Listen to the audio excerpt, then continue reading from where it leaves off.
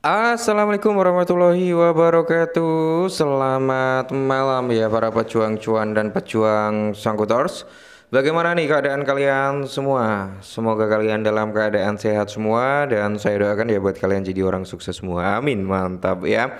Oke kawan-kawan ya, tetap secangkir kopi harus selalu ada buat menemani kesempatan di malam hari ini kawan. Dimana kalau kita lihat bersama-sama ya, untuk parameter harga Bitcoin sebenarnya udah ada sedikit recover lah ya dari area 101 ribuan, kali ini berada di area 102,4 ribuan bro ya. Dalam time frame kecilnya yaitu 1 jam dia udah recover 0,28 persenan. Oke, sayang sekali bro, market cap ini masih dalam kondisi penurunan yang awalnya tadi ya di area 3,34 gitu kan, kali ini udah berada di area 3,29. Oke, semoga saja nggak dropping lagi lah. Semoga saja market cap itu naik lagi. Nah, parameter harga untuk Ethereum juga masih stabil ya di area 2,5 ribuan bro. Kemarin waktu Ethereum di area 2,6 lumayan ya untuk altcoin. Dan kalau kita lihat juga XRP kali ini juga ada koreksi sekitar 5% bro. BNB ya, Solana 5% juga, Dogecoin 5%, Cardano 6%. Jadi mayoritas bro dari top 10 besar altcoin ini rata-rata pada koreksi ya, pada koreksi rata-rata bro ya.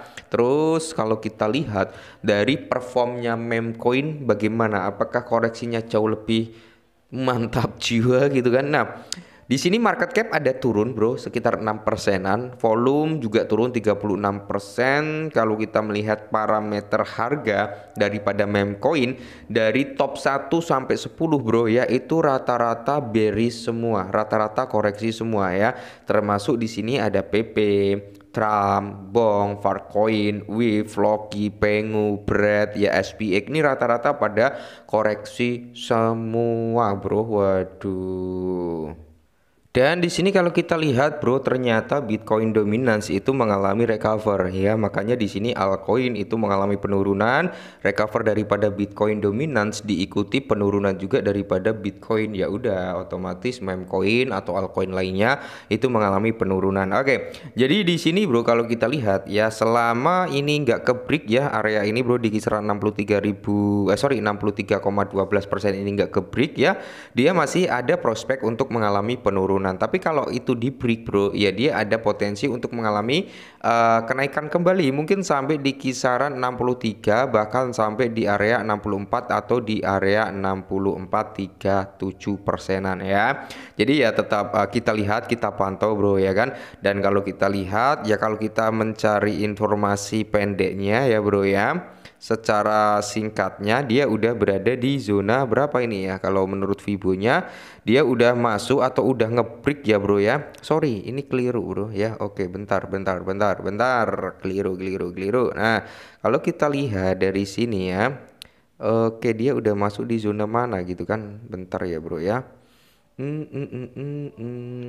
Oke bentar, mana sih? Kita ambil dari sini. Oh, aduh turun lagi. Ini udah ke break tadi kok ya. Dan kalau kita lihat bro, dia udah berada di zona 618 ya. Kalau itu ke break ya area ini ya, area ini ke break bro ya, otomatis dia bisa naik sampai di area 64%. Tapi kalau itu nggak ke break, dia masih ada prospek untuk mengalami koreksi kembali. Dan ada sedikit informasi nih cukup menarik daripada PP teman-teman, di mana koin PP itu melonjak 55% terhadap Bitcoin. Apa maksudnya? Kita akan bahas ya kan. Apakah pembalikan akan terjadi? Semoga saja bro. Jadi harga PP coin itu melonjak 55% terhadap Bitcoin, mengungguli altcoin utama. Namun dengan kelelahan yang membara di depan mata, apakah pembalikan akan terjadi? Semoga saja bro ya. Semoga saja PP segera breakout kembali. Nah, jadi harga PP coin telah melonjak sekitar 53% dalam 2 minggu dan muncul sebagai salah satu yang berkinerja terbaik di pasar kripto terhadap Bitcoin. Koin meme tersebut naik 55% hanya dalam seminggu, menunjukkan kekuatan meskipun tren naik sebesar ini. Sinyal teknis dan on-chain utama mengisyaratkan pembalikan dapat terjadi untuk token PP. Nah, token PP dari PP Coin itu naik 55%. Seperti disebutkan di atas, harga PP Coin telah bangkit kembali minggu ini, menghasilkan kenaikan sekitar 55% ya bro ya.